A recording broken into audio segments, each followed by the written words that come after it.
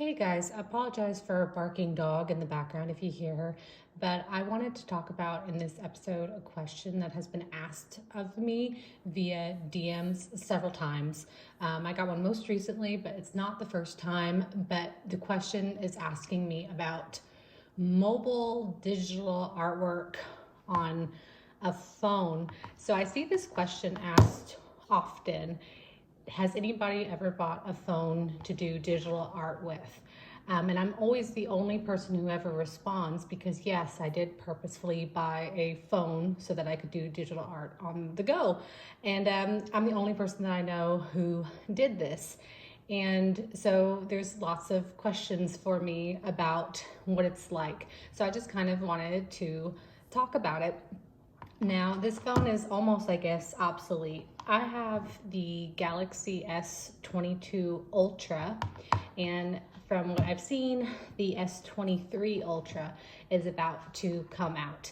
So I am not like a technology wizard. I don't know a lot of the vocabulary, and I have very minimal interest, but I did purposefully go with this phone on purpose so that I could do digital art. I was actually about to give up on Samsung products. I've been using them for years and years and years and years, and I feel like every time I upgrade my phone, I hate it more. The reason why I stuck with it again was for art. This is the first phone that I have seen. That doesn't mean that there hasn't been any. I just am not good at this. This is the first phone that I've seen that has a pressure sensitive stylus, right? So that's why I got it. I was like, pressure sensitivity, that means I can do art programs, I can open up art programs, I could draw in the car if I'm on a road trip, I can draw when I'm at somebody's house, I could draw when I'm on a break at work.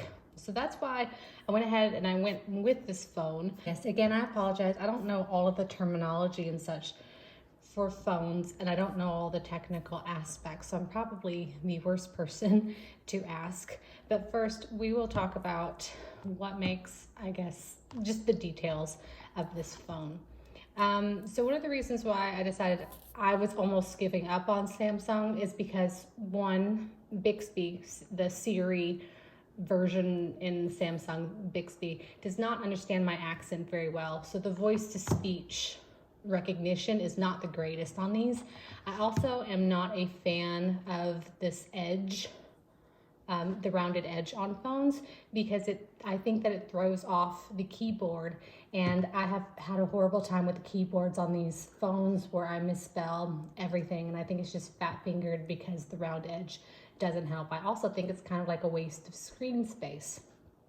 Another thing with this phone is it does have like a fingerprint recognition. You can see the little bubble there.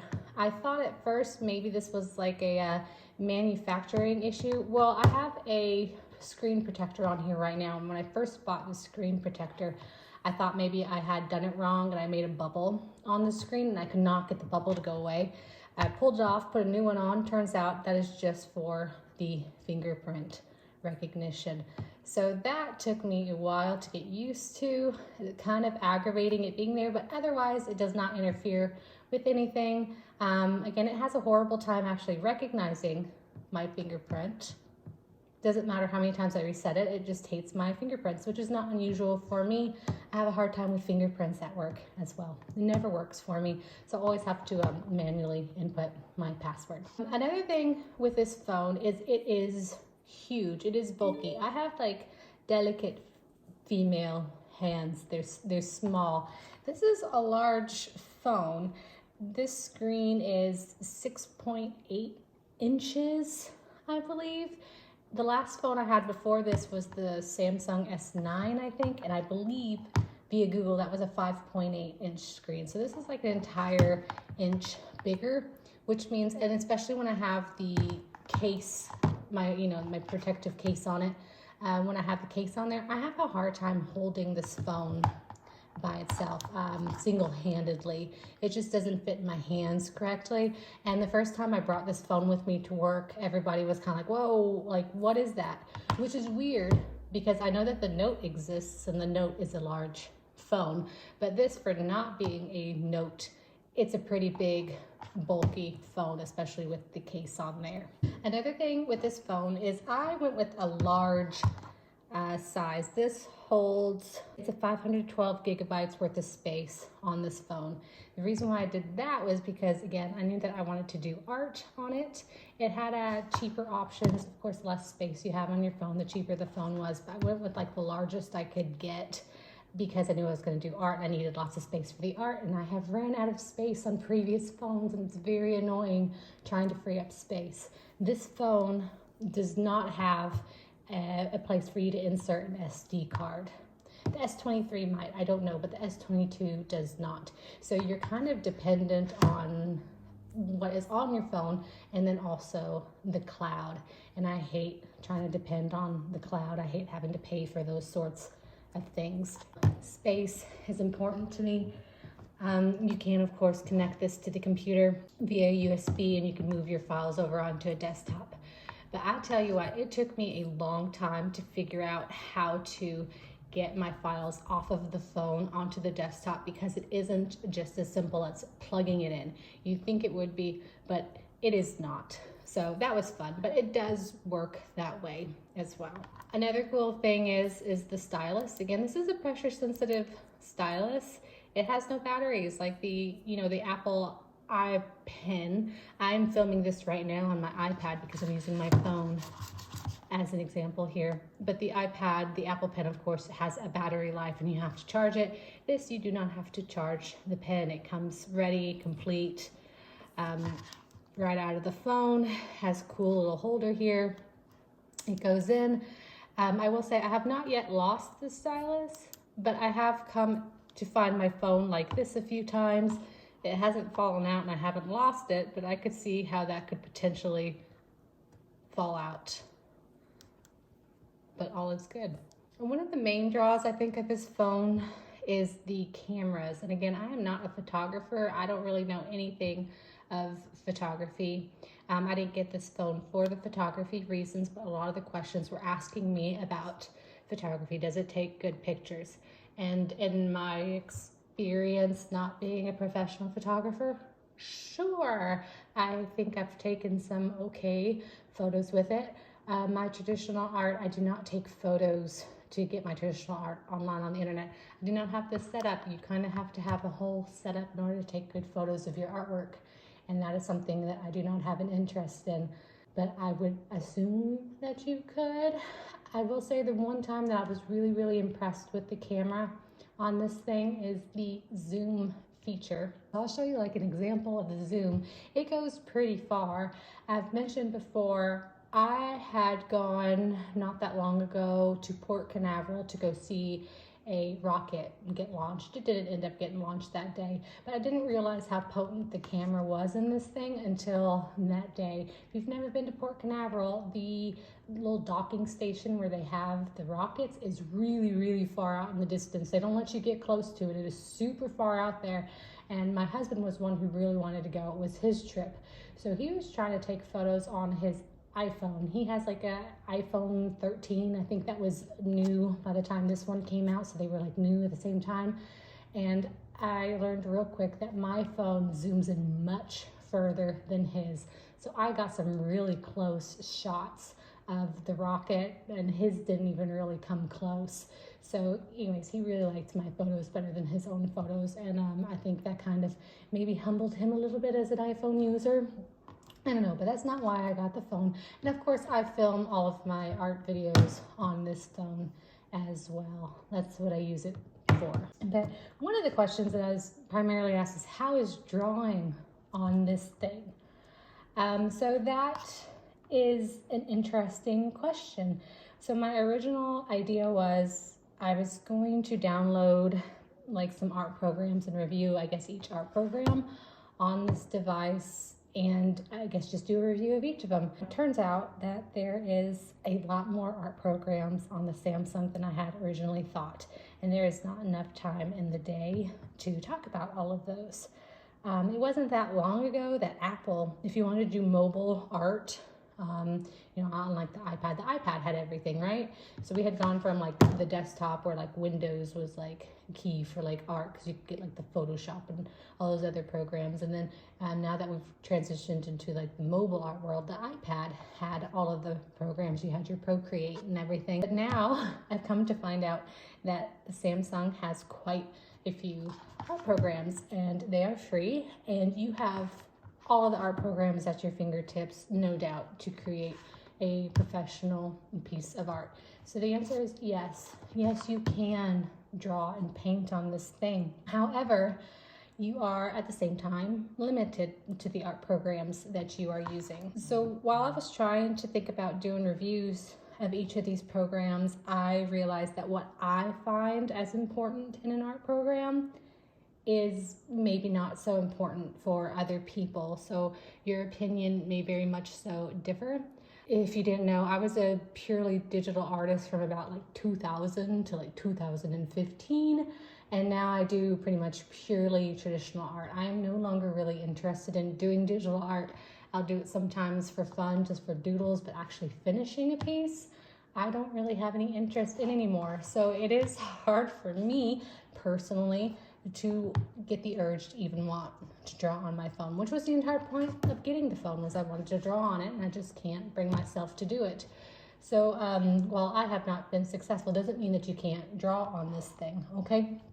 So I thought that we could discuss some of the issues with drawing on this thing. So big ones first. This is Clipstudio Paint, which I got because everybody else loves Clipstudio Paint. I, however, have decided that I don't really like this program very much. There's a few things that I find important in a digital art program based on what I do these days. And one is I need, well, for the most part, I just do digital editing. I used this when I was on the road and I needed to create like some YouTube thumbnails, or when I needed to briefly like edit maybe like a doodle that I did or something on the go. And it works fine for that, but it drives me absolutely bonkers. I cannot for the life of me find where some of the tools are in these things. And this isn't Clipstudio Paint specific. There's many programs. This being such a bulky phone, it's a large phone, there's still not enough screen size to draw on this thing, right? When you're thinking of like an iPad, which is like the size of a sketchbook, you have so much more drawing space. This, it's big for a phone, it's small for a drawing utensil. So that means that people have to get really creative with where they put their buttons. Whenever somebody is talking about they want to start doing digital art, but they don't know what kind of program to use, they don't have the same program somebody else has, I always tell them it doesn't necessarily matter what art program you use, kind of, sort of. All programs have like the bare bones of the same tools. They all have layers, they all have, brushes, they all have like layer effects. But everybody puts their buttons in a different place, which gets frustrating.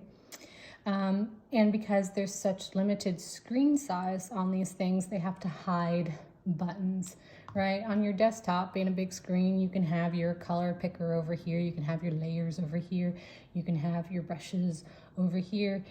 On these programs, they have to hide them in order to create screen space. The other issue that I have is, again, because the screen is so small, usually on the desktop, if I'm sketching, I want to see the entire canvas area so that I can see how big it is that I'm sketching. But it just feels so tiny that I have to like fight this urge to zoom in really close, right? So that's also kind of an annoyance. But in Clipstudio Paint, not only do you have to pay for this program, but I also cannot find, it takes me far, far too long, which is a me problem, not really an it problem, I guess. I cannot find the most basic of tools.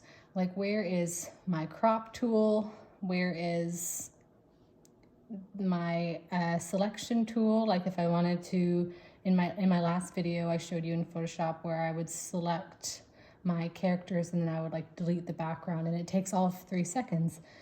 finding the tool in this program in order to do that is a pain. There is, of course, with this program, and not just this program, there's other programs as well that has like advertisements that pop up. Saving your images in this program, in my opinion, is a huge pain because it saves it to like the clipstudiopaint gallery, and then you have to export via the gallery, and then from that point on it never goes to where I want it to be. I just want my images to go directly into like my camera image gallery, and it doesn't quite work that way. So that's incredibly frustrating. So not my favorite program, but in theory, everything that you need in order to do artwork is in that program. It's just they have to condense, to squeeze everything into that program for the sake of space so that you can actually draw in it. So we'll go to another one. So this is Krita, and I actually kind of, in a way, I think I would like to use Krita paint, but as you can see, I don't know if it thinks that I'm working on a desktop, but like the screen is too large for my actual phone screen. So I have to scroll and move windows around just in order to hit the OK button. Does this one spin? This one does spin around, so I can make it landscape, but I still have to move. And now I don't even know if I can get to it. So you see what I mean? I'm kind of at the, technically, yes, you can draw on here, but I'm also at the mercy of this art program just not yet being set up for a mobile device here. But otherwise, you have all of your tools, you have the ability, here we go, we gotta scroll again. You have the ability to edit your tools. How to get that screen away. This is one of the frustrations of drawing on these things. I think I can actually just hit the back button and that goes away. But this I drew here in Krita. And technically, yeah, see, I have the ability to do so. It's just a matter of trying to find the buttons you want and then having to deal with the lack of space on the phone. For like the technical aspects of it, do I have lag? No, not really. There was one program in particular. So Ibis Paint is another one available for the Samsung.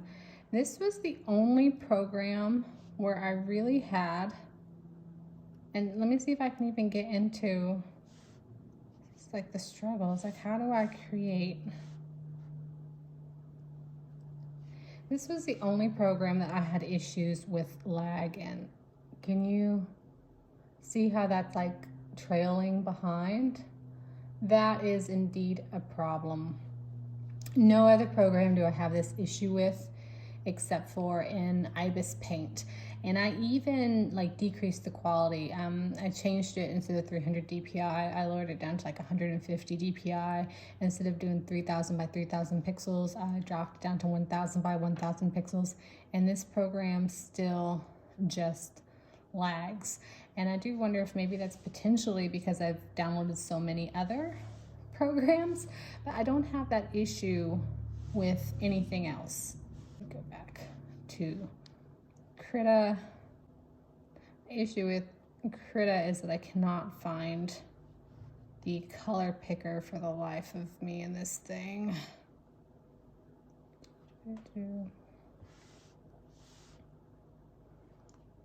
But I don't know if you can see, I may have to do, but there is plenty of pressure sensitivity depending on how I move the brush. There's no lag in this program. There was no lag for me in Clipstudio and there was no lag for me in the Sketchbook app here. If I was to say I had a favorite program, it's probably the Sketchbook app. This is free, and again, it is very simplistic. This is why I like in my art programs. This one is, everything is hidden very, very well. Everything is acknowledges the limitations of the screen or the size, or the size of the screen rather. My layer screen doesn't take up most of the way. I can hide my screens. My color picker is right where I like it. I don't have to hunt and hide for tools. And again, this one has no lag. This is really just that one program that I have issues with lag, which is really sad. So yeah, no lag, pressure sensitivity. In my opinion, this is how pressure sensitivity is supposed to feel. It feels to me like I'm using, but then again, I was always one of those persons who could use a Wacom tablet, you know, the traditional like Intuos, and to me that always felt natural. I never had to get used to drawing on it. I just automatically was. It felt like a pen and a pencil, and that's kind of what I experience with this as well. I think it feels natural. I think it feels good. The only thing is the pen nib. This feels awfully sharp and pointy and scratchy, and I feel really bad because every time I like put it up next to the screen, I almost feel like it's scratching the screen. But that's what the protector is there for, right? To protect your screen. Oh, and one more thing, battery life. So how is battery life on this? I honestly have not ever really counted how many hours of life I have in this thing. I do find it rather impressive. I don't really ever worry about running out of battery, but I also am one of those people who chronically keep it plugged in almost all the time. So I would imagine that using art programs, of course, would diminish your battery even more. But then again, my iPad, its battery dies really quickly when I open up art programs too. I feel like my phone has a lot more longevity than the iPad does. But I also carry around with me, this is one of the sole reasons why if I have a purse, I'm carrying a purse, is because I have a portable charger. Two is, again, can you do digital art on this? And the answer is still yes. Yes, you can. You have everything technically you need at your fingertips. But I don't think that the art programs are quite there just yet to make it easy. You'll get things done a lot faster, a lot less stressful, just better in general if you use a larger screen size, a larger product. Could this help you on the go? Like I said, if you were trying to do like an emergent editing of something, sure. Again, it'll be easier on a different, larger screen device. But I think in a few years, probably maybe less than that, they're obviously advancing, they're improving. We've gone from 0 programs to a lot more programs available to us. They just haven't quite condensed down enough to where I'm not annoyed by using them. I think in the future, if I were to go with another phone for the purpose of art again, I'm a little bit interested in the folding phones. I think it's Samsung has one that folds out into like a tablet sized phone, and I've seen those in person, but I've also heard a lot of negative reviews about the screen where it splits in half not being great.